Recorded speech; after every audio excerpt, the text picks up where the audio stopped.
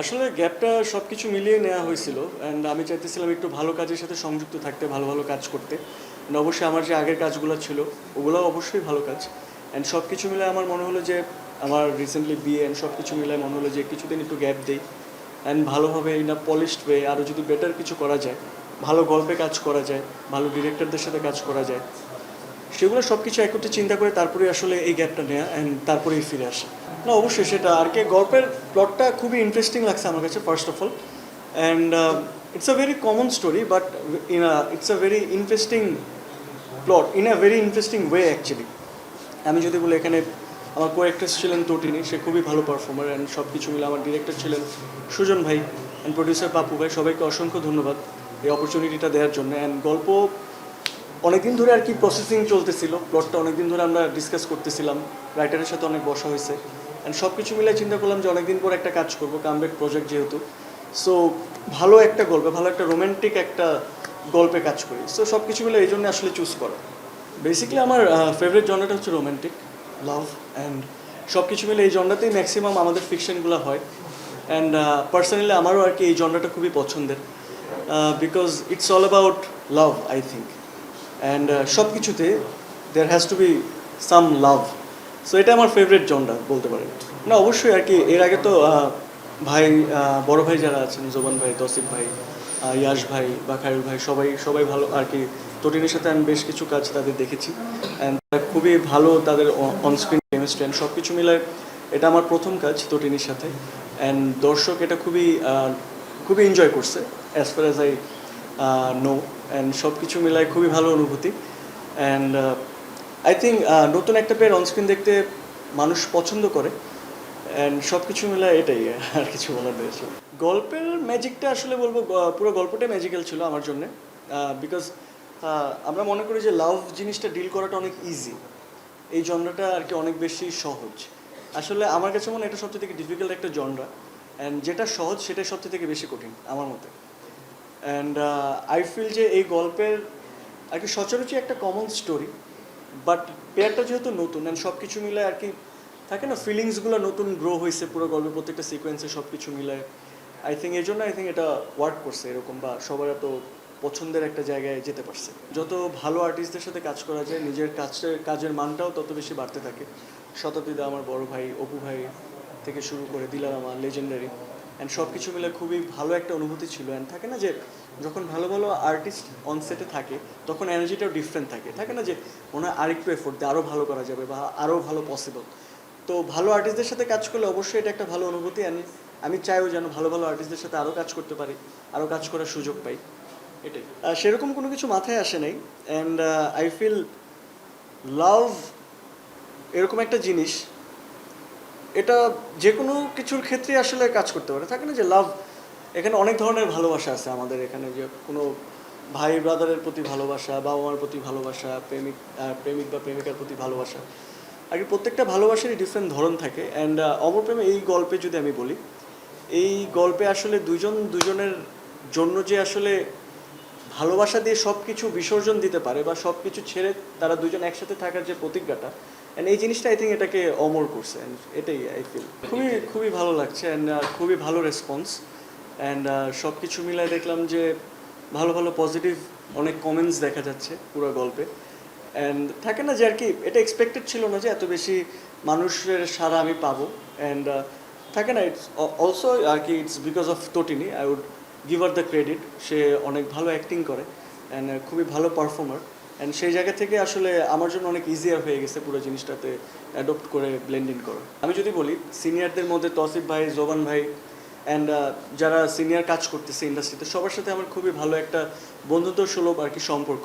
And তারা খুবই appreciate করে আমাকে যে কীভাবে কী করতে হবে না করতে হবে, সব কিছু মিলায় আমাকে সবসময় অ্যাডভাইস দেয়। অ্যান্ড আমি চেষ্টা করি তাদের অ্যাডভাইসটা সবসময় নিয়ে তারপর আগায় যেতে, কীভাবে ভালো ভালো কাজ করা যায়, কীভাবে ভালোভাবে প্রত্যেকটা জিনিস ডিল করা যায় ডে টু ডে লাইফে। অ্যান্ড এটাই যে আর কি সবাই এত বেশি প্রশংসা করছে, এটাতে আমি আসলেই আর কি অনেক বেশি কৃতজ্ঞ তাদের কাছে। তারা অ্যাপ্রিসিয়েট করছে অ্যান্ড সেই জায়গা থেকে আমার তরফ থেকে অফুরন্ত ভালোবাসা বড় ভাইদের প্রতি। অ্যান্ড এটাই প্রত্যেকটা কাজে আমরা যারা আর্টিস্টরা কাজ করি বা ডিরেক্টর বা প্রডিউসার যারা আছেন, সবাই চাই এই কাজটা সবার মাঝে আর কি পৌঁছে যায়, বা এটা একটা ভালো দর্শক প্রিয়তা পাক, থাকে না যে আর কি এটার ভিউজ যেন ঠিকঠাক মতো থাকে না, অনেক মানুষ it's a wrong term I think views, and I think যে এটা আসলে এরকম হওয়া উচিত যে আমি চাই যে আমার কাজটা সবার কাছে ছড়ায় যাক, সবার কাছে পৌঁছে যাক, and I think it's not a bad thing. আমার কাছে অন্তত পার্সোনালি আই বিলিভ যে আর কি it's not a bad thing, but অবশ্যই কাজের মানের দিকে অবশ্যই আমাদের খেয়াল রাখতে হবে, যেন ভিউজের জন্য দৌড়ায় কাজের মানটাকে যেন আমরা ছোট না করে ফেলি, বা ভালো কাজটা যেন ডিল করা আমরা ছেড়ে দিই। সো অফকোর্স যদি ভালো কাজ ডিল করা হয় সেই সাথে ভিউজটা আসে, অফকোর্স আমার মনে হয় যে আমার সেই ভিউজের কোনো সমস্যা নেই। আই থিঙ্ক প্রেম কখনো মরে না, প্রেম সবসময় থাকে, সবার মাঝেই ভালোবাসা আছে। অ্যান্ড আমি যদি কাজ নিয়ে কথা বলি, নেক্সট বেশ কিছু কাজ আসছে। লাক্সের একটা প্রজেক্টে আর কি কাজ হওয়ার কথা চলতেছে, আরও বেশ কিছু ভালো ভালো প্রজেক্ট বা ভালো ভালো গল্প নিয়ে আসলে বসা হচ্ছে, ডিরেক্টরদের সাথে আলোচনা হচ্ছে, ইনশাল্লাহ ভালো কোনো কাজই দেখা হবে নেক্সট। আমি আসলে অভিনয়টা করে যেতে চাই, অ্যান্ড মিডিয়ামটা ফ্যাক্ট না, এটা যদি সিনেমাতে যদি কোনো ভালো গল্প হয়, ভালো কোনো স্ক্রিপ্টে বা ভালো কোনো ক্যারেক্টারে যদি আমি কাজ করার সুযোগ পাই, অবশ্যই আমি করব। অ্যান্ড আই থিঙ্ক আমি আপাতত ফিকশনটাতে টার্গেট করতে চাই, ভালো ভালো কাজ করতে চাই নাটকে, সো এটাই আপাতত। I think it's been always the story for me, and আমার কাছে সবসময় গল্পটাই আসল জায়গা থাকবে, আসল জিনিস থাকবে। অ্যান্ড গল্পটা যদি ঠিকঠাক থাকে, পারফর্মাররা যদি আমরা ঠিকঠাক মতো পারফর্ম করতে পারি, এখানে আসলে কোনো কিছুই অত একটা ম্যাটার করবে না, and that's what I believe. So ultimately ভালো গল্পটাই আসলে আমার কাছে গুরুত্বপূর্ণ। ভালো চ্যানেল বা থাকে না যে আর কি প্রত্যেকটা চ্যানেলই ভালো, সবাই একটা ভালো উদ্দেশ্য নিয়ে আসলে চ্যানেলটা তৈরি করে ভালো গল্প ডিল করার জন্য। সো আই থিঙ্ক ঘন ঘন হয়তো অনেক কাজ করা হবে না, বেছে বেছে সুন্দর গল্পে ভালো ডিরেক্টরদের সাথে সবার সাথে আর কি কাজ করা হবে। আলহামদুলিল্লাহ আর কি সকল কৃতজ্ঞতা আল্লাহর প্রতি, অ্যান্ড আমি বলবো যে আমার ফিরে আসাটা আমার নিজেরই খুব ভালো লাগতেছে, অ্যান্ড অডিয়েন্স এত সুন্দর একটা রেসপন্স দিছে। সব কিছু মিলে আমি চাই দর্শকের জন্য আরও ভালো ভালো কাজ করে যেতে, সবাই আমাকে যেন এভাবেই ভালোবাসে। খুবই ভালো অভিজ্ঞতা, সে খুবই কোঅপারেটিভ একজন আর্টিস্ট, অ্যান্ড আমার তার সাথে কাজ করে কখনো ফিল হয় নাই যে আমি তার সাথে প্রথম কাজ করতে আসছি। এটা হচ্ছে সবথেকে গুরুত্বপূর্ণ জায়গা, অ্যান্ড আই থিঙ্ক কী হয় যে নতুন কোনো আর্টিস্টের সাথে কাজ করতে গেলে অনেক দ্বিধাদ্বন্দ্ব থাকে, বা থাকে না যে আর কি কী বলবো বা কী হবে, বা সিন রিহার্সালের সময় আমরা কী কথা বলা যাবে বা সিনটা নিয়ে কীভাবে ডিসকাস করবো, অনেক দ্বিধাদ্বন্দ্ব থাকে। অ্যান্ড সেই দিক থেকে সে খুবই কমফোর্টেবল ছিল, সে খুবই কোঅপারেটিভ ছিল, and I think she is a brilliant performer as well as a brilliant human being. এটা এখনও জানি না, এটা ইট ডিপেন্ডস। আয়শার সাথে কি আপনার একটা বেশ কয়েকটা জুটি হ্যাঁ হ্যাঁ, না আয়শা আমার খুবই কাছের বন্ধু, ছোটোবেলা থেকে। রাইট।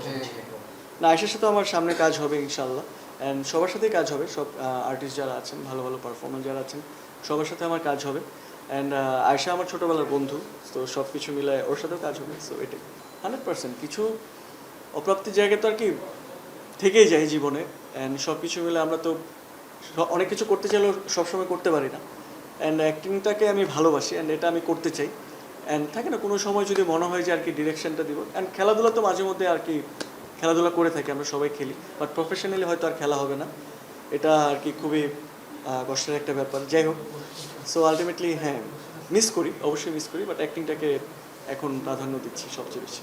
আমি শুধু একটা কথাই বলবো, আমি যে অনেক ভালো পারফর্মার এরকম না, অ্যান্ড সবাই আমার জন্য দোয়া করবেন, আমি যেন আরও ভালোভাবে পারফর্ম করতে পারি আমার পরবর্তী কাজগুলোতে, অ্যান্ড আরও ভালো ভালো গল্পে কাজ করতে পারি, ভালো ভালো ডিরেক্টরদের সাথে কাজ করতে পারি, অ্যান্ড সবাই যেন আমাকে এভাবেই আর কি আমার কাজগুলোর রেসপন্স আপনারা দেন, অ্যান্ড ভালো হোক বা খারাপ হোক আপনারা বলেন, সমালোচনা করেন, অ্যান্ড সেখান থেকে হয়তো আমার অনেক কিছু শেখার আছে, অবশ্যই সেগুলো আমি শিখবো, পরবর্তীতে আরও ভালো ভালো কাজ করার চেষ্টা করব।